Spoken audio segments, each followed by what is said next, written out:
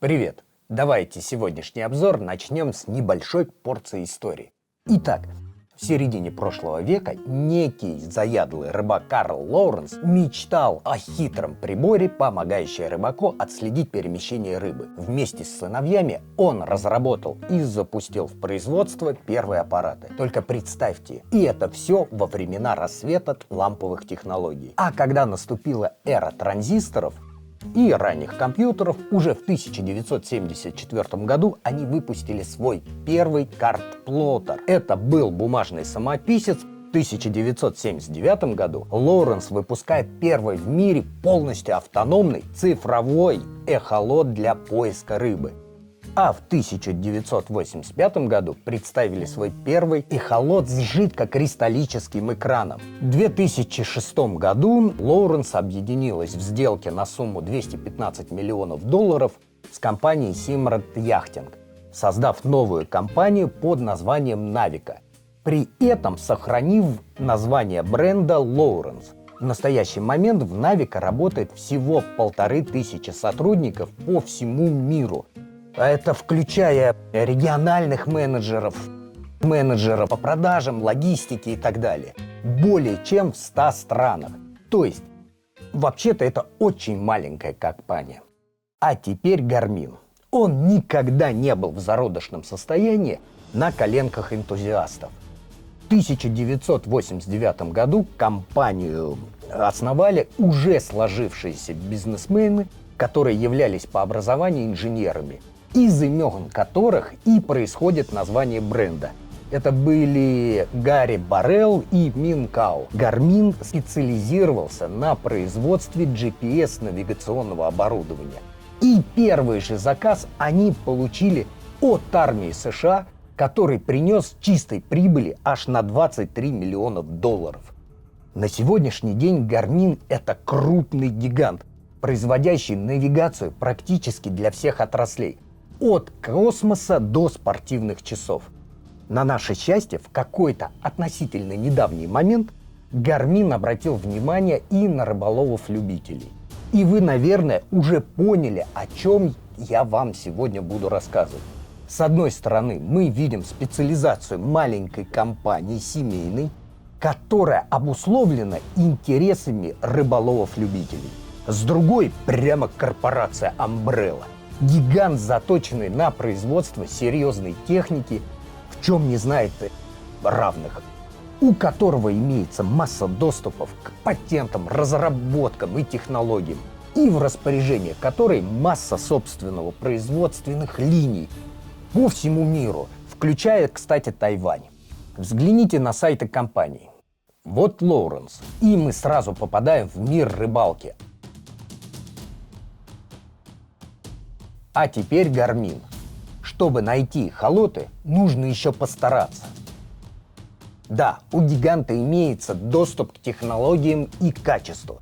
Но вот эхолоты для него это лишь маленькое направление. Ну что же, давайте теперь посмотрим на продукцию от Давида и Голиафа. Что же на сегодняшний день они могут нам предложить? И перед нами Garmin EchoMap UHD 94 SV и Lowrance Elite FS9, который для обзора нам предоставил магазин Александр Ховрина. Настоятельно рекомендую. Ссылку на магазин найдете в описании. Нужно отметить, что Garmin EchoMap UHD серии SV выпускается с номерами 92, 93, 4 и 95. Разница между ними лишь в предустановленных региональных картах. Но для России это не имеет никакого значения. Поэтому, собственно, не важно, какой номер покупать. Продолжим. Данные эхолоты, по сути, одноклассники как в ценовом сегменте, так и по функциональным возможностям. В общем, они прямые конкуренты. Дизайн у обоих аппаратов несколько схож. Обратите внимание вот на эти, собственно, узнаваемые ушки. Кто у кого слезал данное решение, нам сейчас точно не узнать. Но очень интересно. Разъем флешки microSD у Lowrance FS выражен вот такой вот резиночкой, спрятан под нею. На влагозащиту это не влияет, Но какое-то такое дешманское решение, честно говоря. А вот у Гармина солидный такой лючочек на магнитиках. И, кстати, посмотрите на Lowrance HDS Live, у которого тоже подозрительно схожий лючочек, тоже на магнитиках. Разница лишь в том, что у Лайва он горизонтальный, а у Гармина вертикальный. И снова вопрос, кто у кого слезал. Так, продолжим. Гармин, собственно, выглядит несколько компактней при том же размере матриц. Также бросается в глаза то, что в комплект к эхомапу идет вот такая вот, сейчас покажу, секунду, вот такая вот рамка. Головное устройство буквально отстегивается на манер панелек автомагнитол из 90-х. Не скрою, сначала меня напрягла эта штука, так как я предположил, что, возможно, эта защелка... Не закрепил? Что, возможно, эта защелка может стать хрупкой на морозе и сломаться.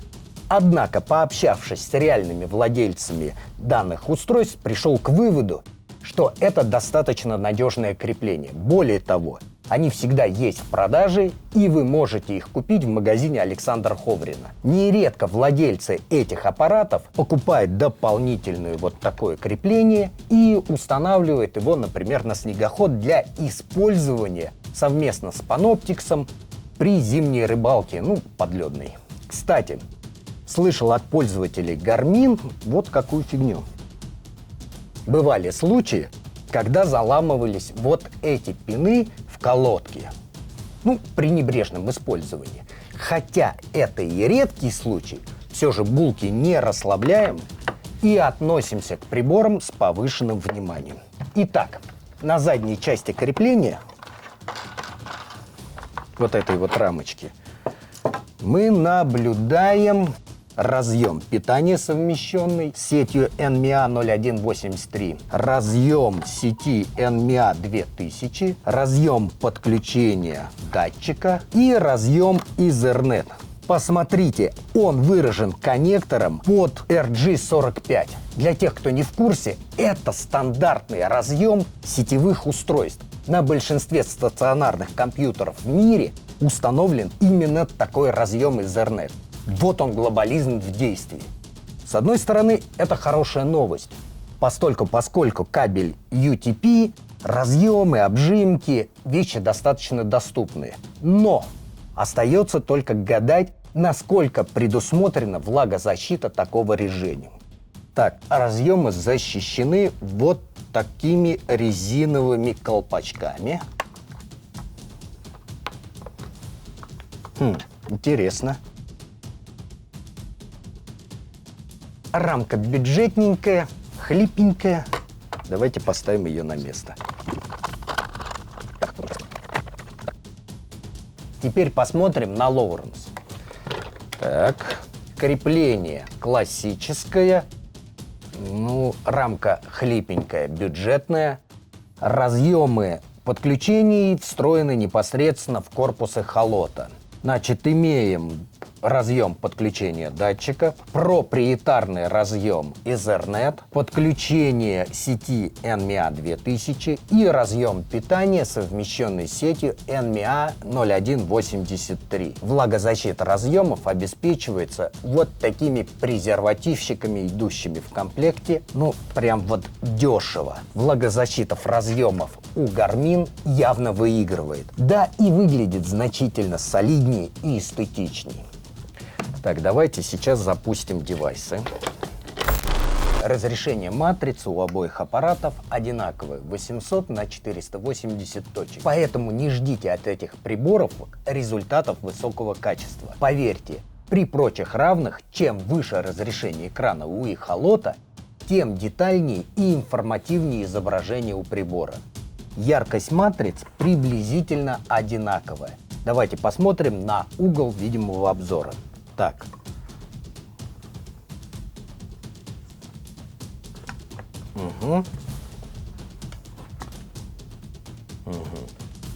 Так, снизу мы наблюдаем, что такая плохо видимая часть, а вот по бокам и сверху очень широкий угол обзора. У обоих матриц яркость приблизительно одинаковая. Интерфейс. У обоих эхолотов интерфейс достаточно приемлем и интуитивен. Привыкаешь к пунктам менюшек и в целом к структуре буквально за несколько минут, пока разбираешься с начальными настройками. Нужно отметить, что у Гармина, в отличие от Лоуренса, очень хорошо задействован мультитач практически во всех программах, окнах сканирования, картографии и так далее. Более того, у Гармина имеется 4 кнопки быстрого доступа, в то время как у Лоуренса Elite FS всего одна. У Гармина Echo Map в интерфейсе сканеров добавлена функция лупы. На мой взгляд, очень удобная фича, тем более, что лупу в любой момент можно убрать пальцами. В общем, интерфейс Гармина, как ни крути, превосходит разработки Лоуренса. Опять же, это на момент съемки. Никто не знает, что будет завтра.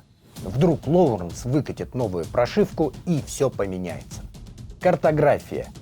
Гармин является лидером в области картографии для малых и бытовых устройств. И Echo Map UHD поддерживает карты Blue Charge третьего поколения. На сегодняшний день это наиболее детализированная и подробная карта, имеющаяся в распоряжении рыболовов-любителей.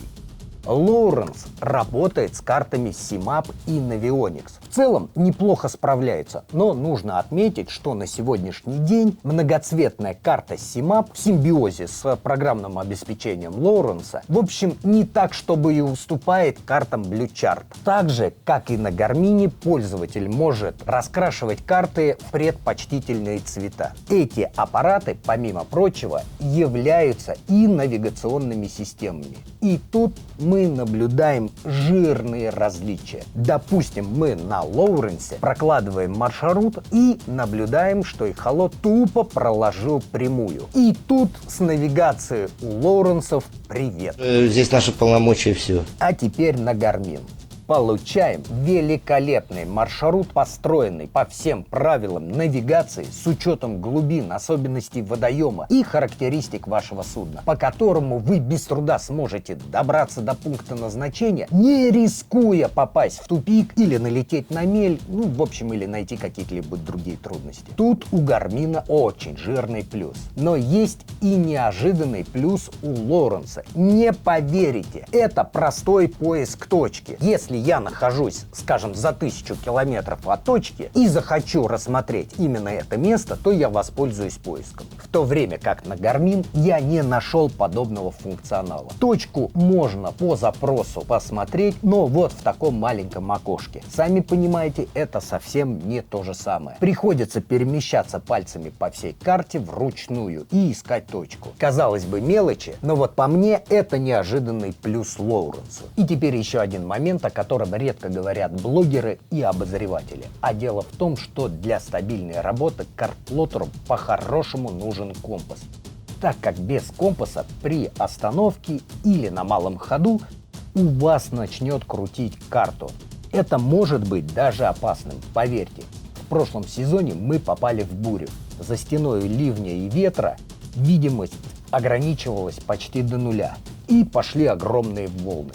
Оставаться на воде стало опасным, но карту на эхолоте стало крутить, и мы долго не могли определить, в какую сторону нам поплыть к ближайшему берегу. К счастью, все обошлось. Но в этом сезоне в магазине Александра Ховрина мы приобрели компас, и я скоро расскажу об этом подробнее в отдельном выпуске. Так вот, если речь идет о Лоуренсе, то тут без вариантов 100% необходима покупка компаса. То есть при покупке эхолота в бюджет сразу же закладывайте стоимость компаса. Хотя бы Garmin Steadicast. Он и достаточно доступен по цене и отлично работает практически с любыми эхолотами по сети NMEA 2000. В свою очередь, аппаратно-программный комплекс Гармина настолько стабилен, что работает почти как с компасом. Конечно, компас нужен, но если так уж получилось, что при покупке эхолота у вас не осталось средств на приобретение компаса, то в случае с Гармином можно ненадолго отложить покупку. А теперь поговорим непосредственно о сканировании. Чирп на обоих устройствах равно великолепен. Что и неудивительно, так как чирп — это уже не новая технология и хорошо обкатанная. Практически у всех производителей. Нижнее сканирование. У Garmin называется ClearView, у Lowrance DownScan. В целом нижнее сканирование насыщено подробностями и деталями у обоих производителей. Но у Lowrance появляется туз в рукаве. Запатентованная технология Fish Reveal, которая подсвечивает рыбу. Нужно отдать должное Lowrance. Боковое сканирование. Эхомап UHD SF имеет очень широкий обзор бокового сканирования, аж до 400 метров. Ну ладно, пусть Garmin нам немножечко приврал и при благоприятных условиях может покрывать всего лишь 300 метров. 300, мать его, метров! Это в теории возможно записать рельеф дна километровой речки в поперечнике всего за 4 прохода. А вот как на практике, я все-таки попрошу владельцев Garmin Эхомап UHD написать в комментариях об этом поподробней. Очень интересно узнать реальный опыт.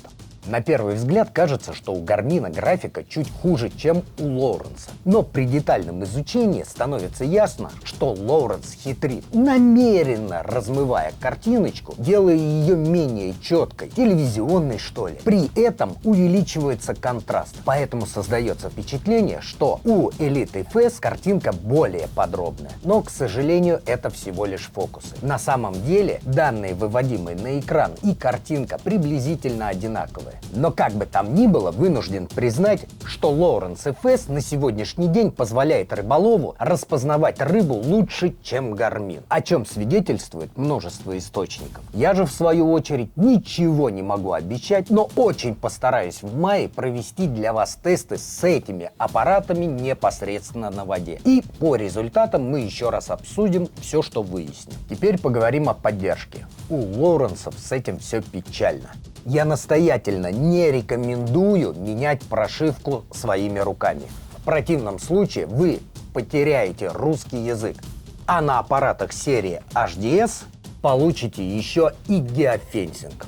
А вот у Гармина с этим все в порядке. Без проблем меняйте прошивку по сети, и у вас все будет замечательно. То есть у Гармина нет никаких предубеждений в отношении россиян. Оба производителя имеют приложение для мобильных устройств. У Lowrance это Lowrance App соответственно, а у Garmin это Active Капитан. Кстати, Elite FS, несмотря на то, что это младшая модель в линейке, позволяет как транслировать изображение с экрана эхолота на смартфон, так и дистанционно управлять эхолотом с мобильного устройства. В то время как Garmin трансляция для смартфонов предусмотрена только у старших моделей. Зато у Garmin приложение Active Капитан автоматически делится картами глубин по сети, которые вы без труда сможете скачать себе на эхолот. Причем имеются как платные, так и бесплатные карты. Вот посмотрите. Заходим в приложение. Так. И скачиваем карты. Угу. Синхронизируем данные с эхолотом. И теперь у вас имеются самые свежие карты глубин данного участка водоема. То есть владельцы Гармина постоянно обогащают друг друга опытом и полученными данными, состоя в неком сообществе, что, на мой взгляд, очень круто. Предполагается, что FS после выхода новой прошивки станет поддерживать Active Target 2. Эхомап UHD тоже поддерживает новый датчик схожей технологии Panoptix Live. Уже бытует мнение о том, что LiveScope круче, чем Active Target 2. И многочисленные тесты это подтверждают. Нужно признавать очевидное. Итак, давайте подытожим. Lowrance имеет технологию Fish Reveal. Также при боковом сканировании позволяет лучше распознавать рыбу. В то время как Garmin с точки зрения навигации явно превосходит своего оппонента. Garmin хорош при работе с лайвскопом. Также жирным плюсом является простой, практически автоматический обмен картами глубин. Именно по этим причинам Мы нередко встречаем рыболовов, которые комбинируют эти приборы, используя преимущества обеих систем. Какой выбрать себе для покупки? Давайте я не буду вам ничего советовать. Вы уж как-то сами решите. Если все получится, обязательно протестирую эти аппараты на воде.